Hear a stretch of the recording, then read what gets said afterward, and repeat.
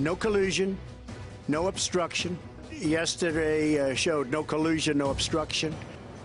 On Friday, Donald Trump gave that one response to what are in fact two separate scandals now plaguing his presidency. One of them has to do with the cloud of suspicion shadowing Trump since last summer over this question.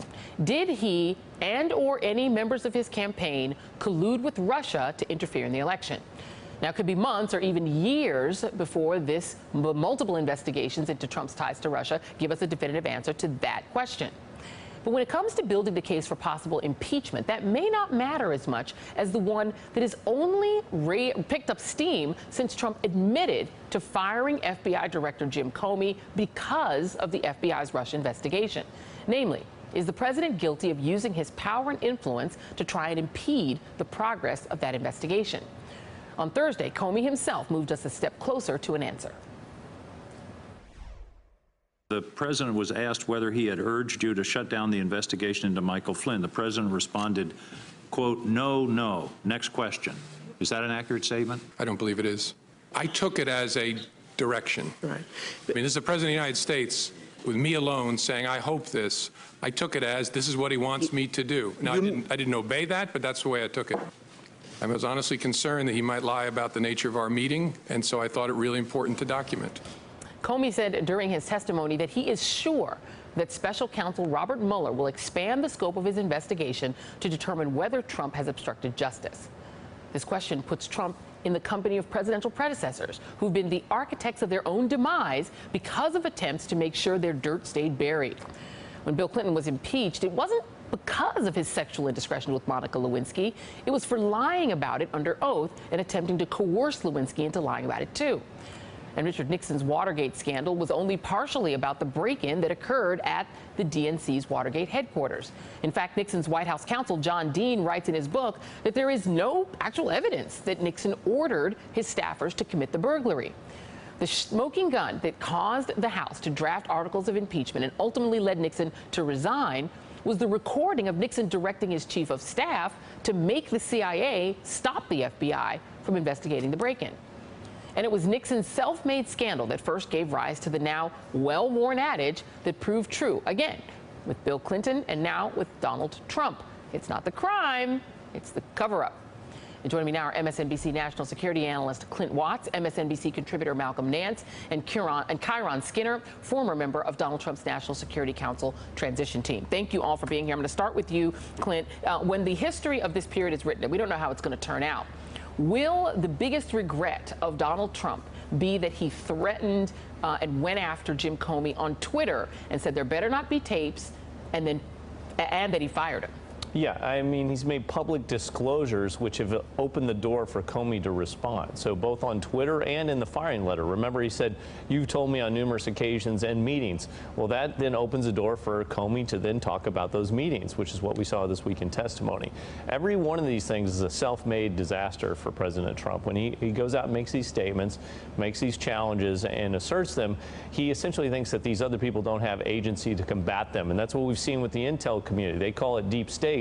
It's also called defending yourself whenever these accusations are being made. And you brought up deep state. I mean, the ties between Comey world and Mueller world are pretty strong, right? I mean, you got rid of Comey, you got Mueller, which is basically Comey squared. Yeah, this is a very small circle of people who work together from the 2000 to 2005 period. You could look at Comey, Mueller, the new nominee Wray. They all were at the Department of Justice with Rosenstein. And at the same point, Mueller is now running the special counsel investigation. At the same time in the FBI, you have his former deputies. These are all people that worked for Mueller just 5 years ago, and they're now in charge of the FBI. So Donald Trump is really taking on a team that is very independent in their leanings and is going to work aggressively to do the right thing. So let's talk about the denials that we're not getting. This is Donald Trump. Jonathan Karl, ABC reporter, has this pretty extraordinary exchange with Trump about whether or not he asked Jim Comey for a loyalty pledge and whether or not he will testify under oath. Let's listen. He did say under oath that you told him to let the Flynn, you said you hoped the Flynn investigation you could let. I didn't say that. So he lied about that. Well, I didn't say that. I mean, I will tell you, I didn't say that. And did he ask you to pledge his And there'd be loyalty? nothing wrong if I did say it, according to everybody that I've read today, but I did not say that.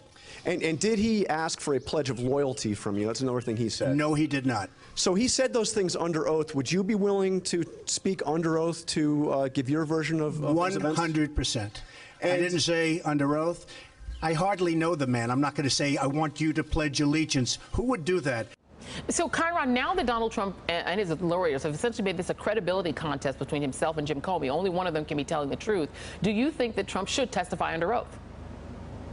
I'm not sure about that because I think the facts are still coming out, and I'd like to await that moment before I make the determination you've asked. But I do think that this is something kind of like a Shakespearean tragedy in the sense that you have in Donald Trump someone who was outside of the Washington political machine, and it's in fact outside of American electoral politics, who surprised everyone and won, doesn't know all the rules of the game in Washington, where people keep themselves out of trouble even though they're doing things that are not at the letter of the law. And then on the Comey side, it is really troubling to have a former top cop and intelligence officer who has decided to leak information. And I think it's just splitting hairs when you say, well, he was a private citizen, you know, the day that he did it, but it was privileged information. And it's not clear that the notes that he took after the meetings with Trump did not, in fact, include classified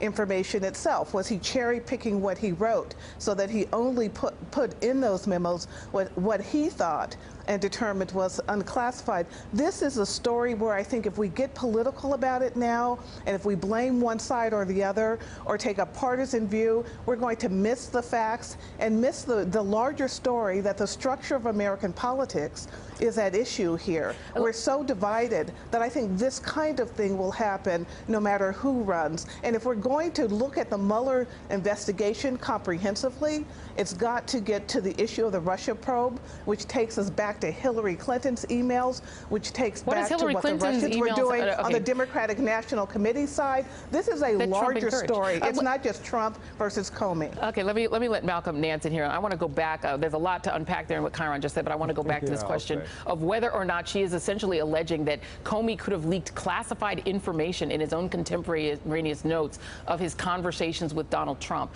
You have worked in the intelligence world. You've also written a book, which I'm sure you had to go and get clearances for anything that was in your book so that classified information wouldn't wind up in it. Is it possible, in your view, that Jim Comey releasing his own contemporaneous notes to the New York Times somehow divulged classified information? Well, as I understand it from Jim Comey's own testimony, that what he released was his feelings and the words that were said at that time. There was no discussion going on of classified information. I'm not even sure if it's privileged, since Donald Trump seems to take great delight in commenting on it day and night with Twitter. So I find it very hard to say that this whole thing is boiling down to, you know, where Jim Comey has managed to, implicate himself in some sort of, nefarious activity. Everyone is allowed. There is no law that says that you cannot tell people what you spoke about with the President of the United States, so long as it's unclassified. And Jim Comey's made that pretty clear. And Clint, you worked for the FBI. As a former FBI agent, are you allowed to talk about your own impressions of a conversation that you had that are your notes that you took? It depends on the circumstance. I mean, anything that you write ultimately in terms of notes as part of investigation are kept. So even if you write down on like a notepad, for example, when you're doing an interview, that goes into the actual documents, which are then, allowed for a defense attorney to actually pull those or to look at them, or a prosecutor. So everything that an FBI agent does, as long as it's not the classified realm, ultimately can be pulled into the public domain. And I think we should also remind the audience that Jim Comey then recounted all of those impressions and each of the meetings that he had in a document that he gave to the Senate Intelligence Committee, and that the Senate Intelligence Committee, at his request, released those to the public. So, Chiron, if the Senate Intelligence Committee recounted all of the exact same things that were in the notes and they released it, then are you saying the Senate Intelligence Committee, by releasing Jim Comey's written testimony, released classified information? or privileged information? Joy, absolutely not. I mean, that's ridiculous. My point is that's the right legal pathway for the Senate Intelligence Committee to do its job. What I'm taking issue with is Comey himself giving to a law professor friend information to get to the New York Times. I don't think it meets the smell test of our top intelligence officers, whether it's confidential, classified or not. I think it's a problem for our system, and that's the fundamental point here. But it's not to say that there weren't difficulties on the Trump side as well. This is just not good for American politics. Okay, we wish it weren't going on. We aren't doing the nation's business as a result. Okay, but I don't think it's just an equal, okay, but you're filibustering, so we don't have unlimited time. So I want to play, because the point, Malcolm. That's not what I was attempting to do. I know, but you are filibustering, because I want to get to playing. Well, I don't see it that way. Okay. When Comey was asked about the one piece of his testimony that you could consider to delve into the classified realm, it had to do with the dossier that was created by a former member of MI6. Let's play what Comey did when confronted with information that could, in fact, be classified. Let's listen to that in exchange with Richard Burr. When you read the dossier, what was your reaction, given that it was 100% directed at the president-elect? Not a question I can answer in an open setting, Mr. Chairman. Is it not true that Mr. Flynn was and is a central figure in this entire investigation of the relationship between the Trump campaign and the Russians? I can't answer that in an open setting, sir. Do you believe Donald Trump colluded with Russia? That's a question I don't think I should answer in an open setting. So, Malcolm, you have these two pieces that are going on at the same time. And that was Comey's non-answer to the piece that has to do with Russiagate, the classified stuff, the did Trump collude piece of it. What did that answer tell you about the investigation into the original alleged crime here, the Russiagate piece?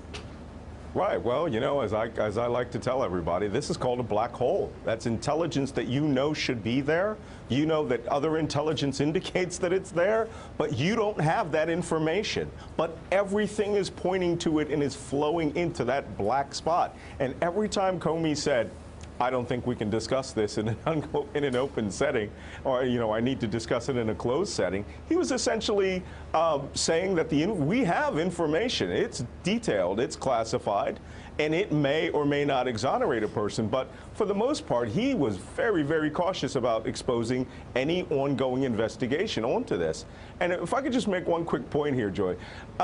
You know, the other day when Donald Trump said, I'm willing to swear under oath and come and discuss these matters, the first thing that popped into my head was the music to Mortal Kombat, right?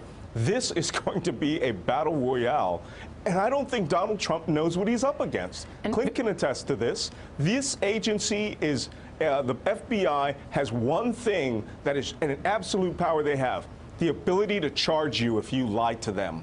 And I don't think Donald Trump has the capacity. Again, I think he thinks he's dealing with some New York City, you know, lower-level district attorney and not the entire justice power of the United States. And very quickly, Clint, and can the FBI simultaneously and fairly investigate both Russiagate and the potential that Donald Trump tried to obstruct the investigation into Russiagate? Yeah, I think the special counsel is going to take on both of those at a very top level. The FBI is going to focus on that counterintelligence investigation because it's still happening right now. That's the other part that I hope people took away from the testimony this week. Russia's meddling in elections is going on right now in Europe. It's happening and it can happen during the 2018 upcoming session. This has not gone away. They can still influence these Senate and congressional elections that are coming up. All right, I wish we had more time. As I keep saying all day today, Clinton Watts, Malcolm Nance, Kyron Skinner, thank you all, appreciate it, and we'll have you all back. And up next, the highly rated Lawrence O'Donnell. Stay with us. Hey there, I'm Chris Hayes from MSNBC. Thanks for watching MSNBC on YouTube. If you want to keep up to date with the videos we're putting out, you can click subscribe just below me or click over on this list to see lots of other great videos.